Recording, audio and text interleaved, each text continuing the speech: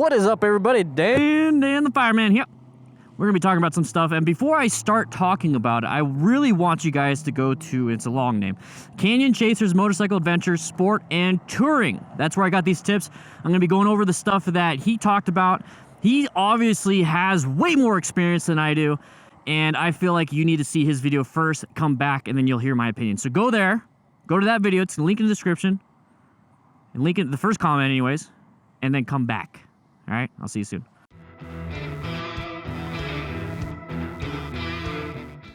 So how'd you guys like that video? If you liked it, cool. If you haven't seen it yet, make sure you see it after this video then. So, let's go over the 7 tips for a better, faster, a safer rider. A lot of adjectives. I love it though.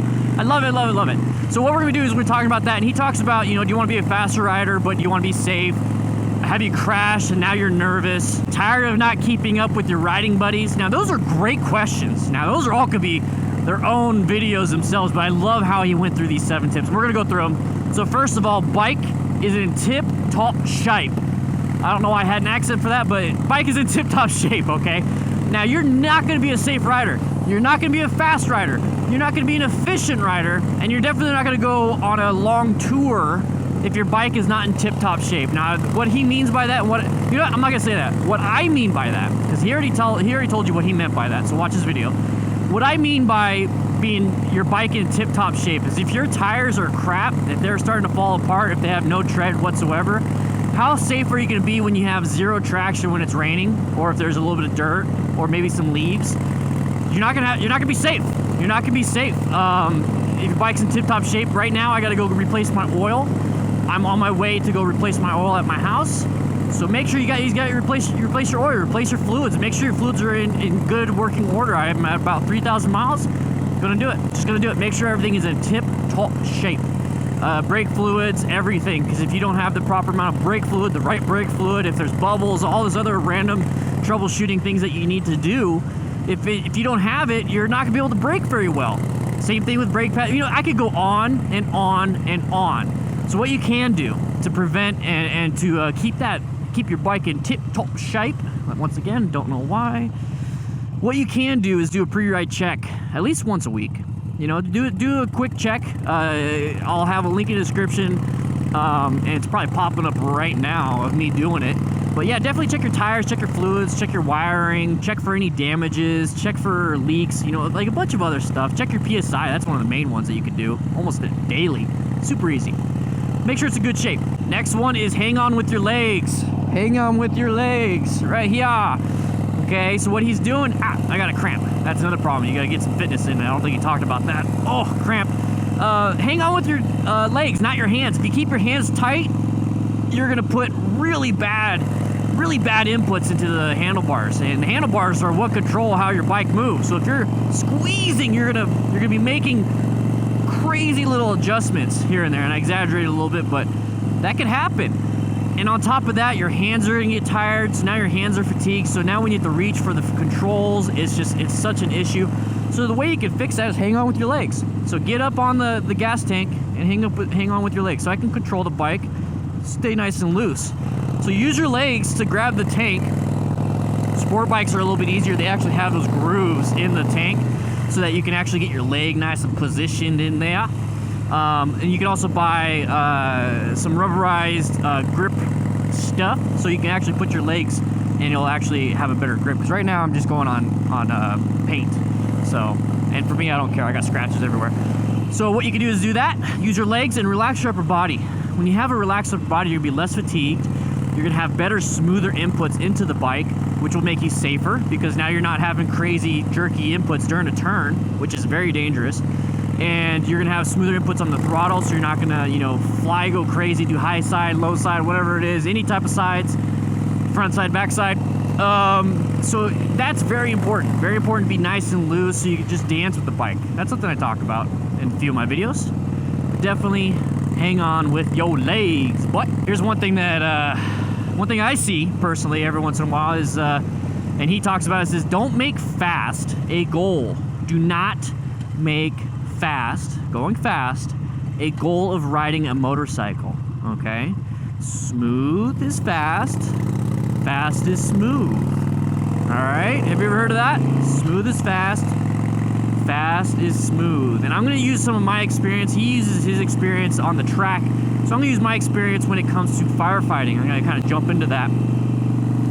Is that when you're firefighting, when you are doing stuff, you have to do it in a timely, fast motion with the least amount of errors, if not zero errors, because errors can cause damage to the body, to property, to life, everything. So I'm going to take one instance, one thing when it comes to firefighting is plugging and tagging and making, whatever it is you want to call it, a hydrant. So connecting to a hydrant, there you go, layman's terms. Connecting that big LDH, 5-inch hose, 2.5-inch hose, 3-inch hose, whatever it is, to a hydrant so you can supply the rest of the crew, rest of the firefighters with water. Okay, so that's like the staple. If you don't have water, you can't put water in the fire. Fire goes out of control, destroys life, property, and resources, okay? So here's the thing. If you try to rush attaching to a hydrant, and I've seen this with training, is that people will rush to attach to a hydrant. They'll get the hoses kinked. They'll accidentally attach it while the hose is still wrapped around the hydrant. They flood the hose with water before the engineer can attach the hose to their end, to their engine, to their truck, or whatever it is. So now water's just shooting everywhere and they have to shut everything down. So if you're nice and smooth, whether you're slow at start, nice and smooth. You got this, you know, step 1, step 2, step 3, step 4, step 5, and it could be that slow. And then all of a sudden it turns into step 1, step 2, step 3, step 4, step 5. Okay. Now it goes into step 1, 2, step 2, 3, 4, 5. Now it goes 1, 2, 3, 4, 5. Now your speed has gotten better. And when I say 1, 2, 3, 4, 5, I mean like, okay, look, counter steer, body lean, accelerate through the turn. Like those are all different steps. Okay, so let's say that's what you want to be fast at. So you take it nice and easy. Step 1, step 2, step 3, step 4, and you just start doing it in very chunky blocks. But now when you get better and better and better, because you practice the actual steps, you're like step 1, 2, 3, 4, 5, and you do it. So that's the same thing with firefighting, same thing with don't make fast the goal, make smooth the goal. Make the process, make the practice the goal. Speed will come later. Speed will come later. All right, I got something in my eyeball. All right, so the next one is there is no line. Line 1, line 2, line 3. And I like how he said that there's no line because he's talking about the entrance, apex, and exits and all that stuff. That's perfectly true. I like how he calls it no line. Well, there really are, there are lines. There's line 1, lane position 1, lane position 2, lane position 3. And what a lot of people like to say is like, well, if I'm gonna make a left-hand turn, I gotta be on the outside, which I'm in right now. Then I go to the inside on the apex, and then I go back on the outside. If people worry about that, what are you worrying about? How smooth you are on the throttle? Are you worried about body position? Are you worried about this? Are you worried about that? Worry about all that stuff first, and honestly, just do middle until you figure things out. Middle. Now, obviously, switch positions if there is a piece of debris in the middle. Obviously, switch positions if there is a piece of debris anywhere. So if I'm in middle, there's a piece of debris towards the apex or before the entrance and apex, I will switch to lane position 1 or 3 or whatever. Go back into the middle. So now it's middle, inside, middle. But you see how there's no line? There really isn't a line. Now, if you want to go faster, obviously you're going to practice this a lot. You're going to be nice and smooth a lot. If you want to be safer, don't worry about it. Don't worry about the line. Focus on keeping your head up. There's a bunch of other stuff out there that'll make you a better rider, a safer rider, and speedier rider than focusing on what line position you should be on. And if you're on the road, if you're on the street, don't worry about it. If you're out on the track, and that's kind of where you're practicing all this stuff, and that's where you want to get better and better and better, because that's who he talks to. That's his audience. Then yeah, go ahead and work on that, but definitely take instruction. Take a class. I'm serious. Take a class, and they'll teach you how to pick a line, how to do all that stuff. Total Control is a very good class. There's a sport or track day clinics and stuff like that you could definitely do. MSF Advanced course. Try one of those, and you'll learn a lot more on that. But on the road, my audience, don't worry too much about that. Stay seated. All right, so this is one thing that they teach about in advanced rider class. And even in, one sec, I gotta scoot over a little bit. Even in total control is that you need to stay seated. The pros use it to reduce lean angle, but they use their head and chest a lot more than their ass. So when you stay seated, don't be like this. There's certain situations where that might be needed, but for the most part, it's upper body. My ass is on the seat. It's upper body and chest that's being moved over. That's what's important. That is where you get most of your center of gravity and counterbalancing effect, if I could say so. And that's something I learned during the Total Control 1 clinic, and I'll actually be at the Total Control 2, Advanced 2. I don't know how you say it, but I'll be doing that March 10th. So you boys, I'll hopefully learn more, and I'll be able to explain a little bit more on this after that class.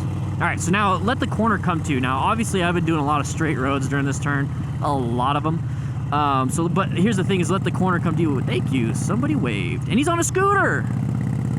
First person to wave, and he's on a scooter. Isn't that great? Anyways, let the corner come to you. You want to not speed up to get to the corner, and then now you have to slow your ass down to make the turn. Because there's a few times where if you don't, the guy confused me. He waved up here, not down here. Anyways, if you make a turn, if you go to the corner too fast, now you have to slow down before the turn or slow down during the turn to make the turn. Now you got to speed up. So what you do is you get to the corner, nice, smooth, find the entry speed that you want, and then maintain that entry speed throughout the turn. You can accelerate at the end. You can accelerate out of it once you hit that straightaway. You start straightening up, and then you can accelerate because now you have more traction. I'm gonna get over here so I can present myself a little bit better.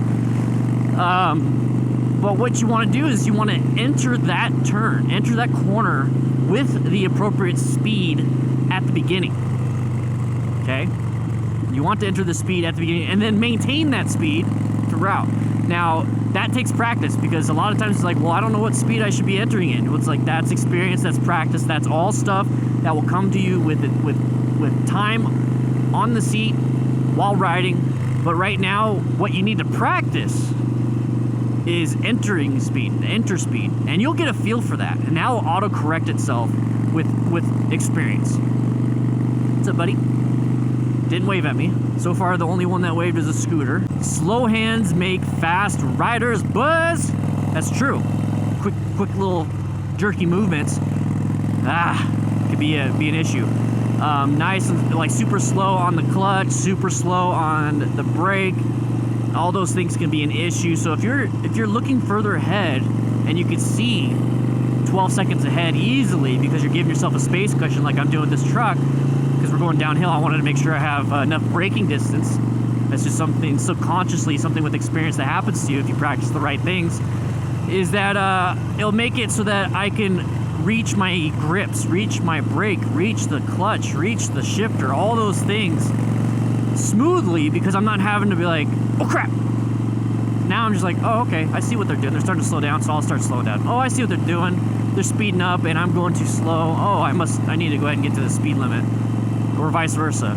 So if you give yourself that extra vision, if you give yourself that, you will actually be smoother with the controls because you're not having to do an emergency, or you're not having to react super quick. And if you react super quick, there's a good chance that you're going to fall back on the highest level of training that you have, which is probably not that much. So you're going to be super quick, super grabby. So that's why you need to practice in a parking lot. And got some parking lot practice videos if you guys want to see those. Talk about all that stuff. So that practice those so that when you actually have one of those situations, you're nice and smooth. That was a great video. I think you get a lot from that channel. So here's the thing, go check out his channel. I've been having the thing pop up this whole time. But here's the thing, check out his channel. And I want to keep doing these types of videos because I like the fact that somebody else out there created something beautiful. And then I could just give my opinion. But then at the same time, I want my viewers, I want you guys to go over there and check them out. Because they might be giving you value in a different way than I can. And I just want to give my opinion so that you can kind of get a taste of what they said. But then I want you to check out their video and be like, wow, he explains it better than Dan. And that's perfectly fine because he has the experience that I don't. So that's the great thing about YouTube. That's the great thing about learning is that don't just stick with one person, stick with multiple people and keep looking for more. Keep looking for more. So guys, I'll be seeing you real soon. I'm about to go work on my bike and work on my new exhaust that I have at my house. With that said, I hope you guys ride safe, be safe, and I'll see you later.